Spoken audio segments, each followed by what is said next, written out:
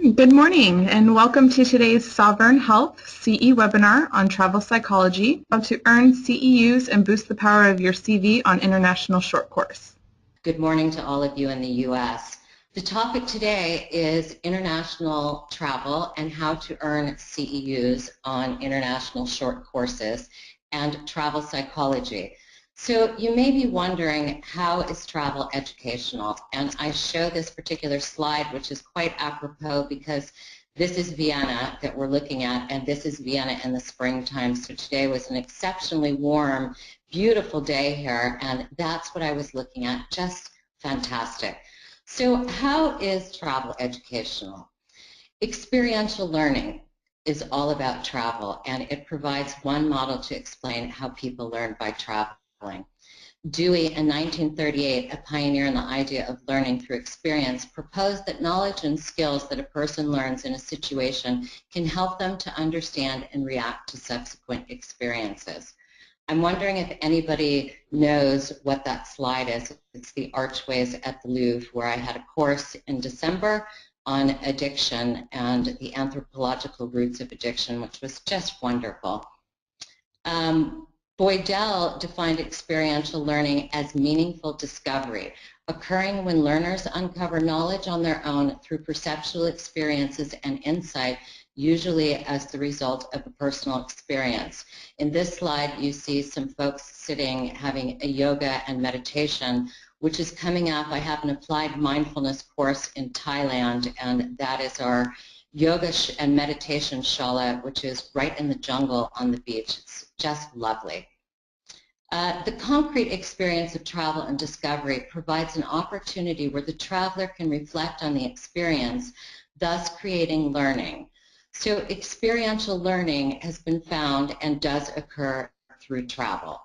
Add in a seminar or course with it, and you have double exposure to experiential learning.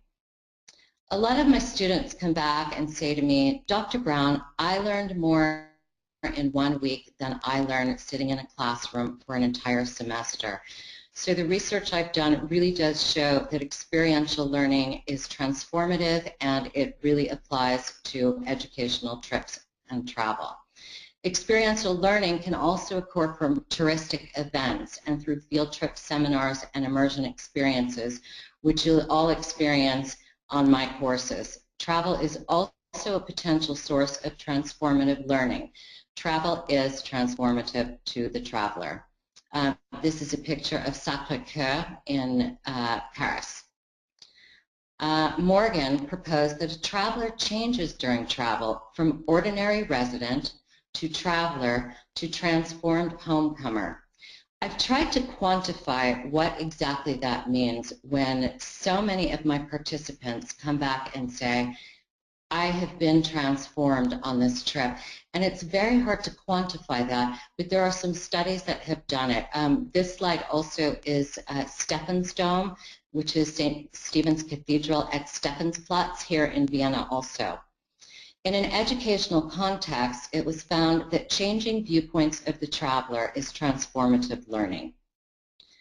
A little bit about the history of education and travel. Education and travel have been intertwined for centuries. Ritchie traced the origin of travel from educational purposes to the grand tour of the 17th to 19th centuries, where young upper-class British men would venture across continental Europe as a form of education. However, the linkage of learning and travel really began centuries earlier. Brodsky and Porges quoted ancient Chinese and Western philosophers who mentioned the benefit of learning from travel. From about the colonial period through the 19th century, young Americans also went abroad to learn languages and learn through contact with other cultures. By analyzing 19th century travel diaries, Casella determined that travelers were actually seeking knowledge. Today, educational tourism maintains some similar events of the Grand Tour by creating formalized travel programs and products in which education occurs. Here you see me standing in front of the London Eye. In November, we had a training with the Tavistock Centre in London, and we will have some more of those coming up, which are just amazing. Langley and Breeze found that people learn the most about culture independently through serendipitous travel as participant observers, interacting sojourners, and travelers. Excuse me. And it's interesting to hear my participants say that. They learn just as much in the classroom, they report to me, during our seminars and trainings as they do the times that are not formal class times where we're doing cultural tours or sitting in a cafe and processing about the day and the learning and the culture that we're around. Some of the conversations at a table over coffee are just wonderful, and I learn something every time I step on a plane and every time I'm with a group of people. We get people not just from the U.S. but from all over the world. So at any one given time, you could sit at a table with people from India, the U.S., the U.K., Eastern Europe, Western Europe, Australia. It's just fantastic. So a bit more about travel as being educational. Throughout time, travel has been considered to be educational, and travelers have undertaken journeys in order to learn. People still refer anecdotally to the educational benefits of travel.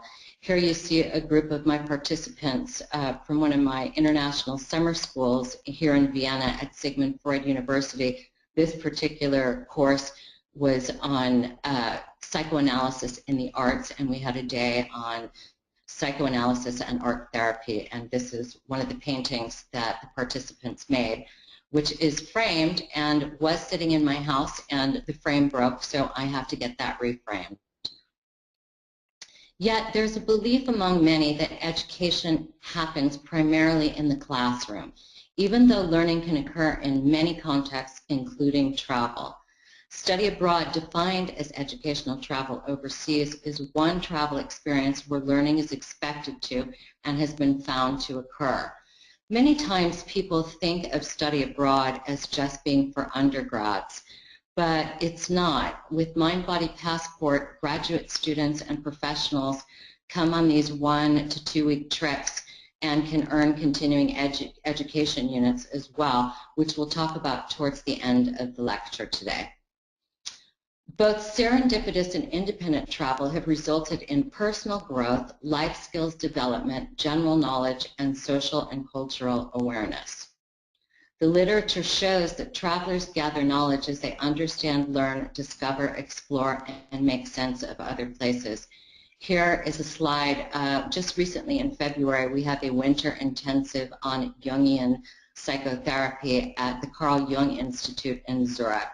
We were on a cultural day where we started off with a short lecture, and then we went to Jung's Bollingen Tower, and then to a small village, to a monastery, and a big library, an antique library. It was a beautiful, snowy, cold day in Zurich. So what are the benefits of travel, and how can it help you? Personal growth increases your life skills, and knowledge also result from international travel. It's been proposed that all travel is educational because it broadens the mind as people learn from and interpret experiences.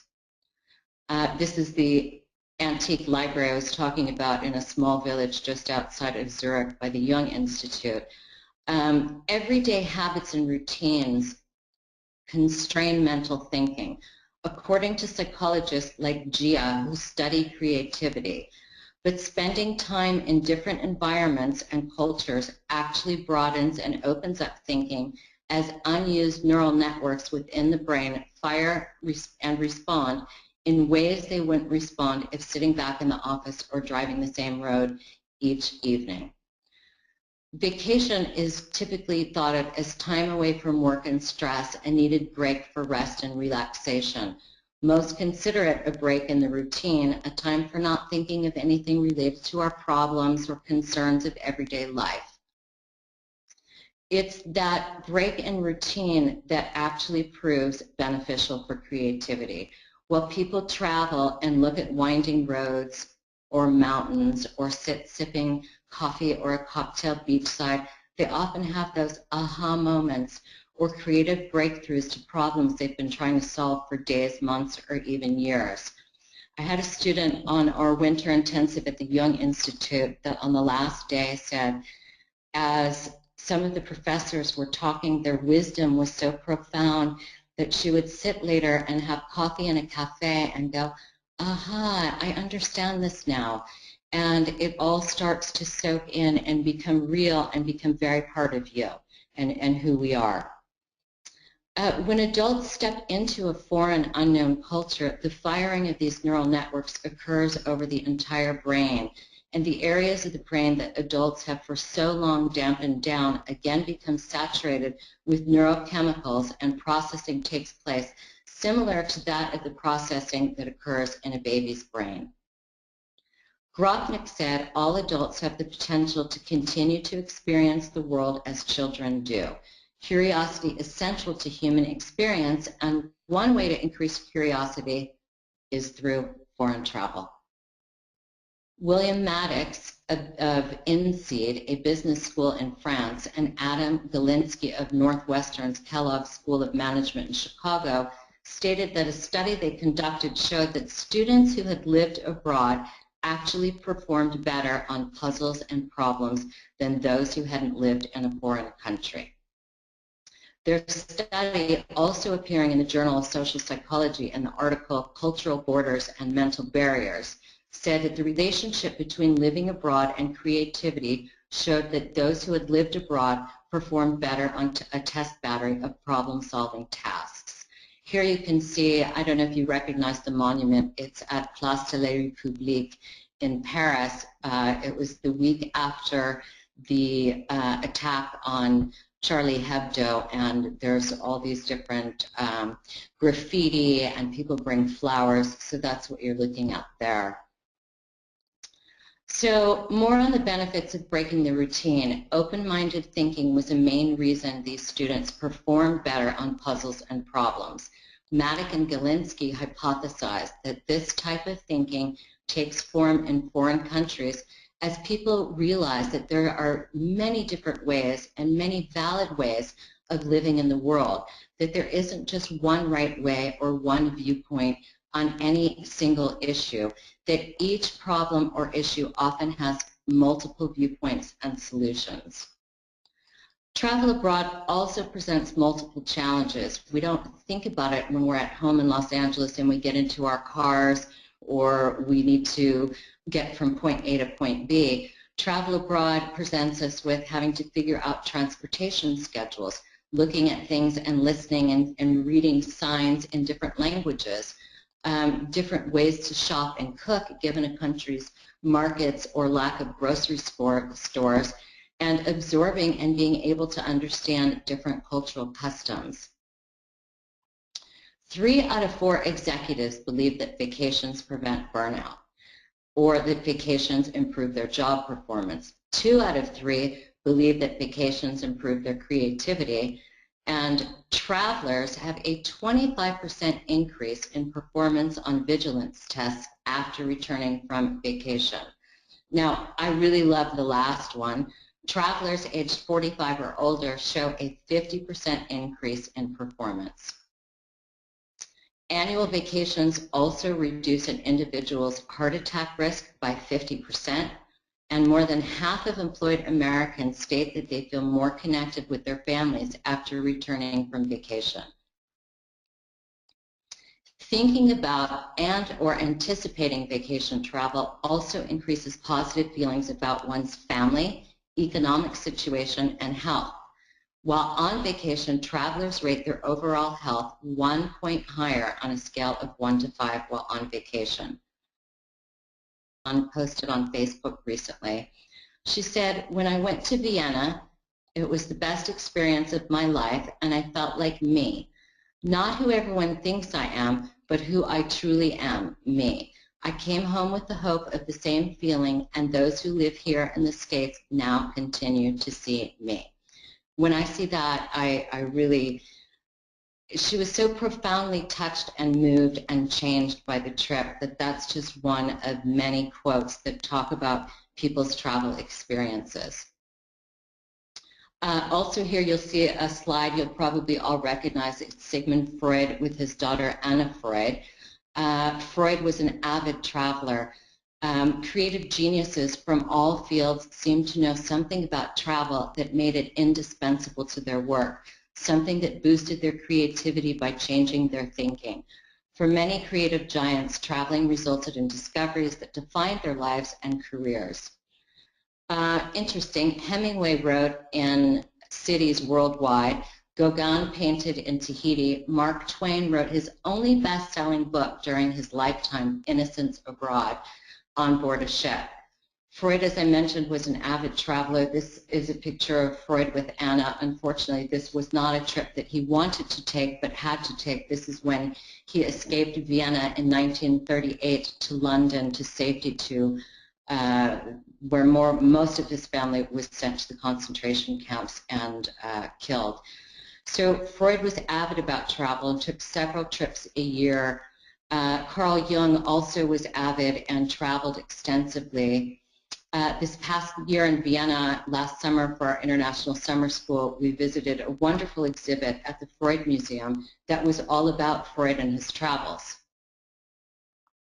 Traveling unlocks creativity. Traveling awakens something in the brain and the soul that unlocks creativity and critical thinking. It also helps expand your worldview because you are exposed to new people, places, and ways of doing things that you probably didn't know that traveling had such an awesome effect on your brain. You see this room here where some of my participants from last summer were. This is it's an inpatient mental hospital for handicapped and mentally ill who are specifically artists. And some of the artists are quite well known around the world, and this is one of the artist's rooms that he decorated. So book travel to new places and increase your ability to be creative, solve problems, and have an expanded view of life. A recent RAND study, the RAND report, concluded that major changes are needed to develop international careers of future generations of Americans. Psychologists have started studying the benefits of travel, tackling the question of how it appears to increase creative thinking. By studying psychological distance, which takes place both geographically and temporally over time, and also perceptually, or through one's mind, they seek answers on how distance aids not only the eminent and famous, like Freud or Jung or Hemingway, for their creative contributions, but everyone's creativity. One of my students captured this picture, and I love it because it continues to remind me of creative inspiration. This was taken up on a grassy knoll in the countryside in Vienna, a place called Am Himmel, where Freud had his famous Irma's injection dream. There was a small hotel there that's since burnt down, but we go up there every summer and have a picnic and our afternoon of classes talking about the interpretation of dreams and having presentations of different dreams of Freud's. And for some reason, I decided to do a headstand for Freud, so there it is. Creativity also leads to self-fulfillment. Creativity, in other words, resides not only in the imagination of a few gifted individuals, but within groups, within entire cultures and countries. Despite the fact that creativity is relatively new to psychological study, only gaining momentum really during the second half of the 20th century, psychologists in all areas understand its significance. Creativity is essential because it is uniquely human. Humans share 98% of their genetics with chimpanzees. The 2% that separates humans from apes stems from human abilities to think creatively and to learn from these creative pursuits, resulting in language, values, artistic expression, scientific understanding, and technology. All of these endeavors make human life interesting, separating humans from apes. When involved with creativity, individuals feel as if they are living more fully than during any other part of their lives. Perhaps only sex, sports, music, and religious ecstasy. Even when these experiences remain fleeting and leave no trace provide as profound a sense of being part of an entity greater than ourselves. For psychologists like, please don't ask me to pronounce this name, Csikszentmihalyi, it's not paradoxical that creativity appears so easy to define and yet so difficult at the same time. For those researchers, that paradox fits perfectly with the nature of creativity. Here is a day a couple summers ago where we were invited to a well-known Austrian's atelier, his studio, and we all had a big canvas and did a collaborative art project that was just fantastic. So here's some students enjoying an evening with collaborative art. Let's get back to JIA for a moment and talk a bit about JIA's research. For decades, psychologists have been interested in how geographical and temporal time distance affects creativity. In fact, a large amount of research exists on construal level theory, CLT, a theory that states the closer individuals are to things, problems, and ideas, such as being in the here and now and up close with problems, the more concretely, literally, and unimaginatively they think about these problems. The theory states that by getting far away from problems or issues, even if it's just a perceptual distance, the more abstractly individuals think. JIA's research definitely builds on and adds to the body of research on CLT, and it helps explain why travel is important not only for physical and mental health, but for creativity as well. In summary, JIA concluded from studies that increasing psychological distance, even by stating that the source of the problem came from a distance away, increased creative thoughts and insights. And that distance can be artificially produced simply by changing the way individuals think about problems or their perceptions of the problems. What traveling does to your brain.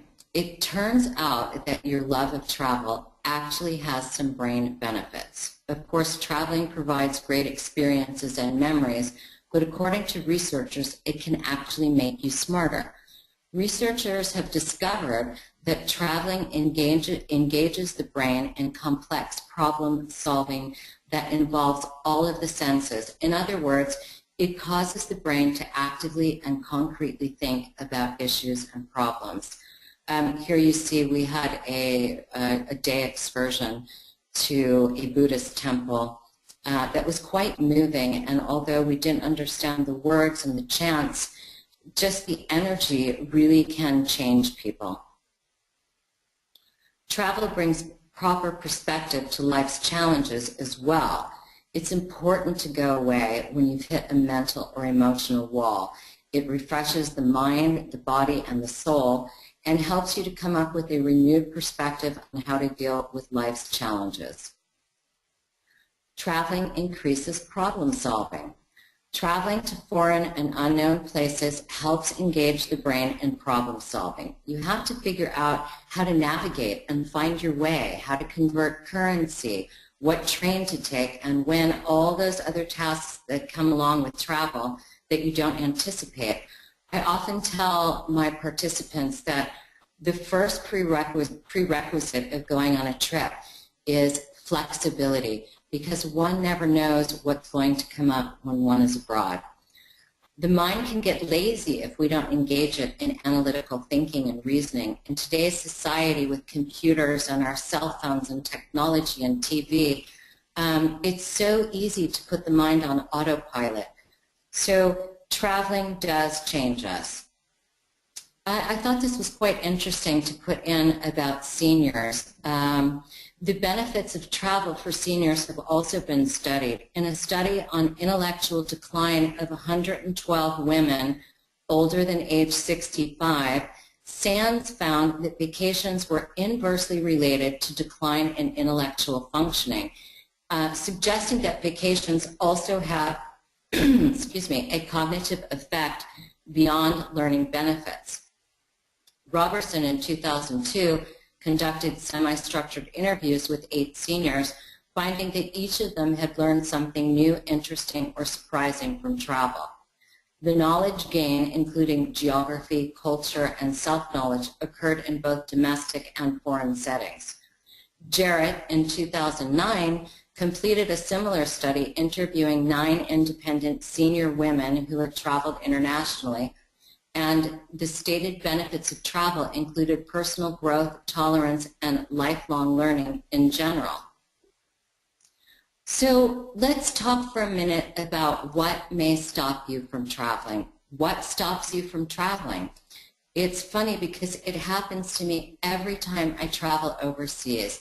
I talk with people who hear about where I'm going or what I'm doing and what planes I'm hopping in on and off of, and they always say the same thing. That sounds amazing. I wish I could do that. So what's keeping you from it? And that's my question. I'm not trying to be judgmental. I'm inquisitive. I'm a psychologist and psychotherapist, and I do like to research things, and I wonder sometimes what people's motivations and priorities are. This was an interesting photograph for me. It's on a small street in Paris, in Le Marais, that I've been walking down for 30-plus years and never noticed that beautiful small church at the end of the street. Last year, after my Thailand intensive retreat on applied mindfulness, I sat at this small cafe here and had a coffee and looked to the right at that church, and I was horrified that I had never been so present in the here and now to enjoy this beautiful street. So I included that slide because it was quite important, and something shifted in me when I noticed that I wasn't noticing. So the responses I hear back from people about why they're not going or why they're not traveling are usually variations of these answers. The big one that I hear is, I don't have money to travel. Hey, totally okay if it's true. If it's the truth, it's the truth. But could it be possible that it's more accurate to say, I've chosen to spend money on lots of other things, so now I don't have money to travel? We choose what we value either consciously or unconsciously. People have no problem happily spending their money or even going into debt for luxuries each week. In the last several years, I've chosen to prioritize my spending on meaningful experiences. We recently added up how much money collectively me and my kids and my husband spend on travel. And you would, or not on travel, I'm sorry, on coffee at Starbucks or Coffee Bean or, any of the places we go for a quick cup of coffee. And when we added up how much we spend, that would be enough for a wonderful vacation for my entire family of 5 once or twice a year. So there are small things that we can cut down on to make room to have these wonderful, meaningful experiences. Sometimes I hear, Dr. Brown, the rest of the world is dangerous. Or they'll say things like, oh, I'm afraid, I don't know what to do when I get to the place, or how do I this, how do I that. They don't always come out and say the world is dangerous, but perhaps what they mean is, if I leave home, something bad will happen. Well, the truth of the matter is bad things can happen in your own country just as easily as anywhere else. There are really very few places in the world that are hostile and dangerous to visitors. Of course, I'm not suggesting we go to some war-torn country or places that are having major political unrest. But for the most part, the world is a generally hospitable and friendly place to visitors. The more you travel, the more you realize you really are at least as safe in many places around the world as you are at home. Recognize that this fear is somewhat irrational, is good. Don't let it keep you stuck at home. I hear, I like staying at home. Well, I like being at home too. But is it possible that this is another way of saying I'm afraid of changes and different experiences? A lot of people feel like fishes out of water when they get to a foreign country and don't speak the language and don't understand the metro signs, but it's a growth experience and it can be really transformative. Many of us feel this way at one time or another. It's something that we can overcome. Some of us will be brave enough and adventurous enough to do it, and some of us will choose to stay home and not venture out beyond their own culture of comfort. It's their loss. Don't let it be yours. I also hear, I'll do this kind of stuff when I retire or at some other distant point in the future, like graduation, or when my son is in high school, or when the kids are out of school. There's really nothing wrong with the concept of delayed gratification. It's perfectly reasonable to give up something in the here and now in the expectation of a greater benefit in the future. But what is dangerous, however, is when delayed gratification becomes an excuse for not living the life you want. I can't leave my kids is a huge thing that I hear quite often. And I'd like to share a story. I have the picture of Carl Jung here. In February, on our winter Jungian intensive, I had a participant with me that had also been with me to Thailand a few years ago for my applied mindfulness retreat. And she told a story that when she went to Thailand 2 years ago, her daughter was 12. Actually, her daughter turned 12 while she was on this trip, and she was very much conflicted about coming on the trip because it was her daughter's birthday.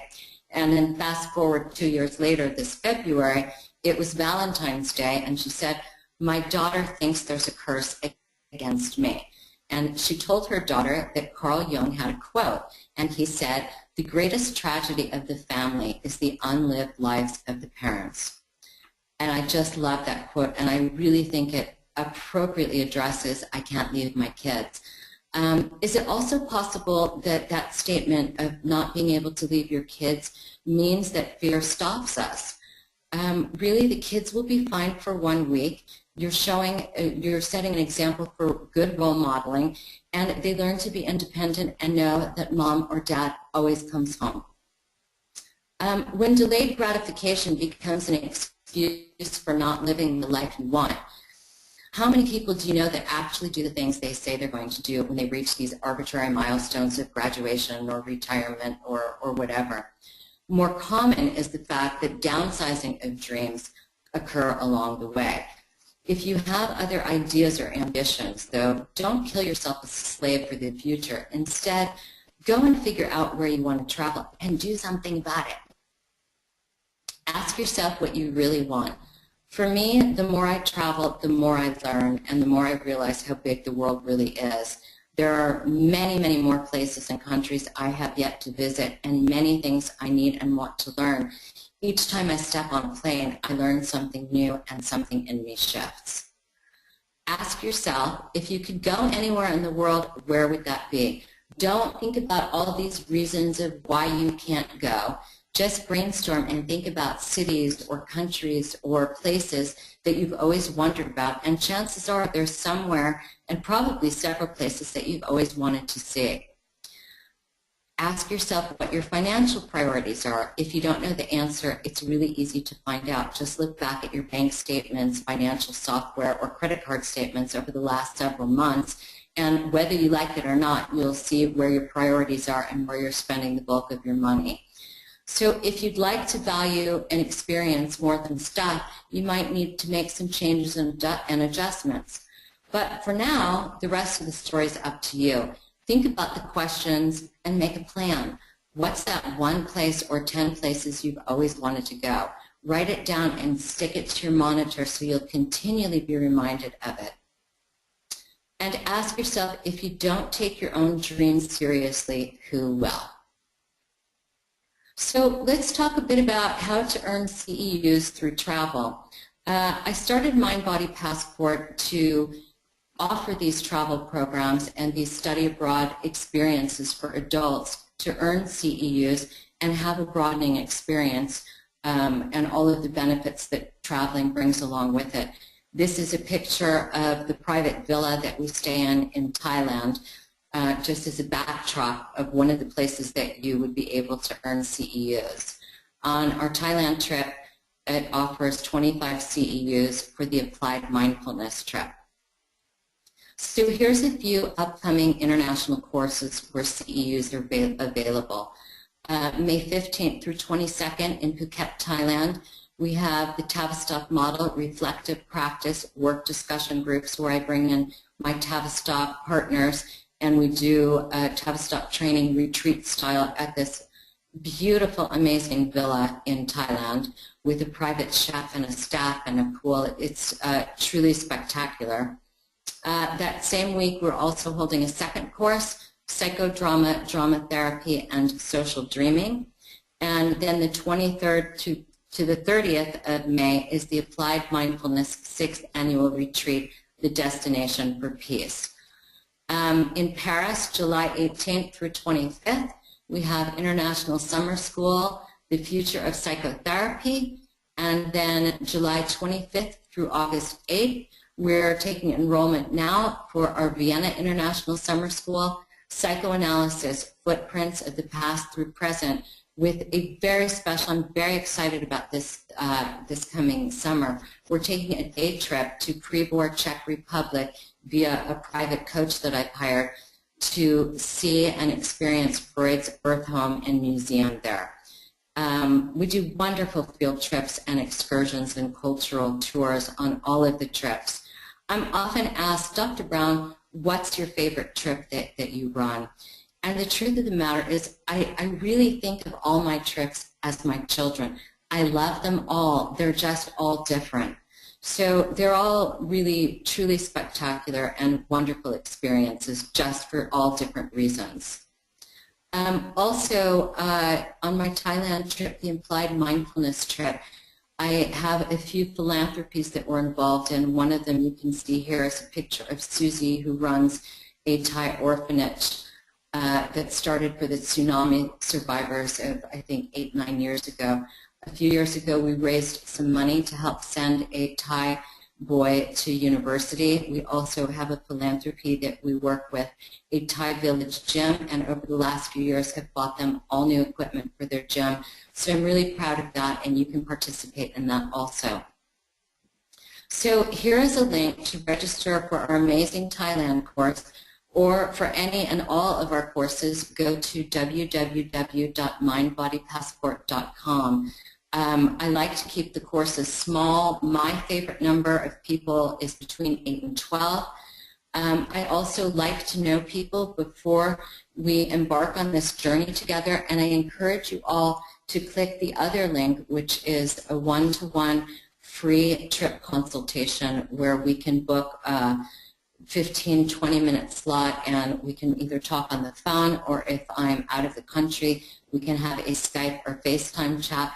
And I really enjoy talking and meeting people from all over and talking about what I can do for you and what your hopes and desires are, and help you find the right trip that suits your needs. Here's just a few pictures I put together of the Thailand retreat, and this is the villa that we'll be staying in. The left side is the dressing area and bathroom area. The right top of the screen is our Eastern-style dining pavilion, where we sit on the floor on pillows and our feet are below. And it's just a wonderful, wonderful way to eat in the open air with the ocean right there. The bottom left is some different pavilions. Those are each different bedrooms. They're separate bedrooms. And on the right is a picture of one of the bedrooms. Here's just a couple activities that I threw in for you. On the left, we do a jungle trek. You can see a couple of the ladies on one of the trips on the elephant. We do an elephant trek and a jungle hike. And the right side is a really great evening. Our last night, I organized a sunset dinner cruise on the beautiful turquoise waters of the Andaman Sea on an old-fashioned Thai junket boat. It's lovely. And here we are. I told you about Himmel. That's me. You can see standing up. It doesn't get much better than all of us lecturing and sharing about Freud and the interpretation of dreams, picnic style, in the hillside of Vienna. Paris coming up, the future of psychotherapy in Paris, which it's Paris. It's always wonderful there. That's July 19th through 26th. Here's a small picnic we had at the Champ de Mars, which is the lawn outside the Eiffel Tower. And of course, Vienna, where I am right now, our International Summer School at Psychoanalysis, the footprints that pass through modern practice, with a day trip to Pribor Czech Republic. And I'm here now, and I tell you, every time I come to Vienna, I feel like I'm home. It's a wonderful city. Participants in the Vienna courses always say that they really feel psychology and Freud and Viktor Frankl and all of the greats that came from this wonderfully rich cultural environment in Vienna. So here we go. To register for our courses, www.mindbodypassport.com. Just a couple more slides and then we'll get to questions. U.S. News and Education Report says studying in other countries has often seemed a privilege reserved for undergraduates, not busy, focused, and frequently overextended graduate students or professionals. But times are changing, experts say. To be a competent professional and to be competitive today, you need international experience. So many different places, including the APA, are also talking about international experience as being key for psychotherapists and those in the mental health profession. Here's coffee outside of Viktor Frankl's house in Vienna. We were talking about existential psychotherapy and enjoying a coffee together. Here's a flyer that we have for the Vienna program. This was interesting. It was on a rooftop terrace where we stay. These two gentlemen are from Eastern Europe. The woman on the left is Austrian and the other woman is from Costa Rica. And the two gentlemen did a presentation on asylum victims in Austria and the mental health care. And we did that from our rooftop terrace. It was a great, great evening. So the APA encourages study abroad, and they say to stay competitive, to truly learn cultural diversity, a goal of APA is to promote international understanding among psychologists. A study abroad experience immerses us in these types of experiences. It promotes interest in participating in international congresses and presentations in the future.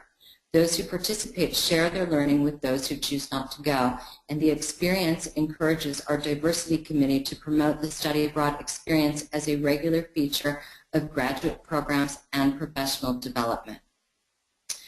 Here's just a sneak peek of what may be coming up this fall and winter. We've got Argentina, Psychoanalysis and Psychotango in the Pampa. Prague will have expressive psychotherapy through the unconscious eye. Copenhagen, we're doing alchemy in Danish and Scandinavian icons, individuation, and aspects of film, literature, painting, history, monuments, and social dreaming. Heidelberg, we have the fine line between madness and art. We'll have something else in Paris in the winter, and in February we will again have our Zurich Winter Intensive at the Jung Institute, and we will have many more programs coming from London, the Tavistock Centre as well. So the biggest question you might be thinking at this point is, how do I finance an international course and earn CEU'S? A deposit of $250 to save your place, then 2 or 3 payments which we can arrange together prior to travel. Also, if you're in school, a Grad Plus loan can cover the cost plus air and expenses. Give us a call and ask us how to do it. And we can bill you through PayPal, where we can do 6 months, no interest, no payments. And we'll see if you qualify. We also accept credit cards. And we're very flexible. I'm very personal with the people that come on my trips, and I really want to help you make this happen. So go to Mind Body Passport, www.mindbodypassport.com, and get in touch with me at info@mindbodypassport, and we can have a chat and make it happen for you. Here's how you sign up. At the website, you can also schedule, like I said, a free one-to-one trip consultation, and you can send us an email at info@mindbodypassport.com, or call or text me on my phone at +818-903-0230. So I'll turn it over to Amber. I thank you all for your participation today. It was wonderful to share this with you, and I hope to meet many of you on some international courses where you can earn CEUs.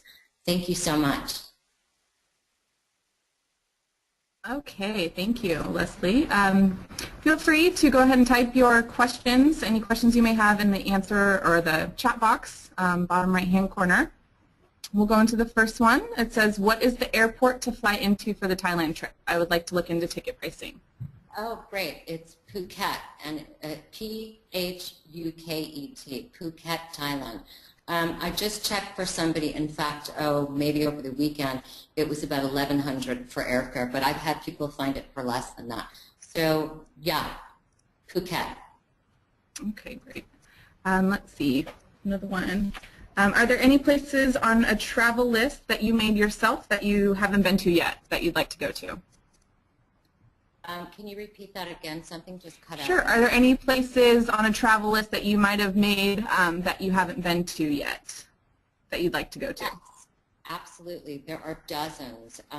But many times when I think of some place I haven't been, I'll start organizing a course around it. Hence, we're going to Prague, we're going to Copenhagen, South America, Argentina. I've got some things in the works for Greece and Costa Rica.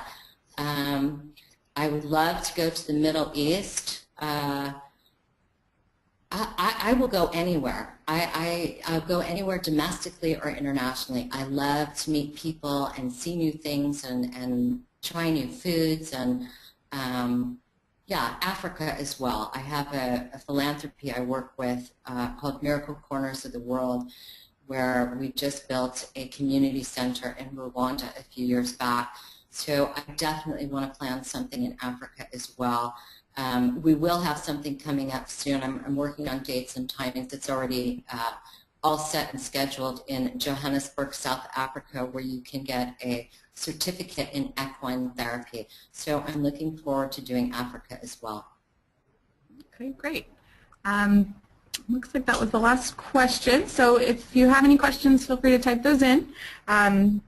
But moving on, if you are looking to obtain your CEU credits, participants will need to log into www.sovinstitute.com. You'll need to sign up for the Sovereign's Continuing Education Program. Leslie Brown's presentation will be available to watch after 72 hours. You will receive an email with all the information pertaining to this webinar and the one free CE soon. Thank you for your participation. If you do decide you have questions that we didn't address, feel free to email us at ceu@sovhealth.com.